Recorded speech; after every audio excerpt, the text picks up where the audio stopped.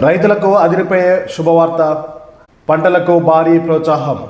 దేశ ఆర్థిక వ్యవస్థకు వెన్నుముకైన వ్యవసాయ రంగాన్ని మరింత లాభదాయకంగా మార్చేందుకు కేంద్ర బడ్జెట్ 2020లో ప్రభుత్వం వినూత్న ప్రణాళికను ప్రకటించింది. కేవలం సాంప్రదాయ పంటలకే పరిమితం కాకుండా మార్కెట్లో అధిక విలువ కలిగిన పంటల ద్వారా రైతుల ఆదాయాన్ని పెంచడమే లక్ష్యంగా నిర్మలా సీతారామన్ పలు కీలక ప్రకటనలు చేశారు. తీర ప్రాంత రైతుల అభివృద్ధి కోసం ప్రభుత్వం కొబ్బరి ప్రోత్సాహం పథకం ప్రకటించింది. కాయలు కాయని ముసలి కొబ్బరి చెట్ల స్థానంలో అధిక దిగుబడినిచ్చే కొత్త రకాలు నాటేందుకు రైతులకు భారీగా ప్రోత్సాహకాలు అందించనున్నారు. తీర ప్రాంతాల్లో జీడిపప్పు, కోకో సాగును విస్తరించేందుకు ప్రత్యేక చర్యలు చేపట్టారు. వీటి కోసం నాణ్యమైన విత్తనాలు, మార్కెటింగ్ సదుపాయాలు కల్పించనున్నారు. అలాగే మత్స్యకారుల ఆదాయం పెంచేందుకు కూడా కేంద్ర ఆర్థిక మంత్రి పలు ప్రకటనలు చేసింది.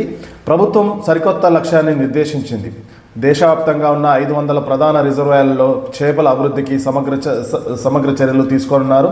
ఇందుకోసం ఆయా నీటి వనరుల వద్ద కోల్డ్ స్టోరేజ్లో ప్రాసెసింగ్ యూనిట్లు ఏర్పాటు చేయనున్నారు. మత్స్య సంపద ద్వారా గ్రామీణ యువతకు ఉపాధి కల్పించడమే దీని ప్రధాన ఉద్దేశం అని మంత్రి పార్లమెంటు వేదికగా వెల్లడించారు.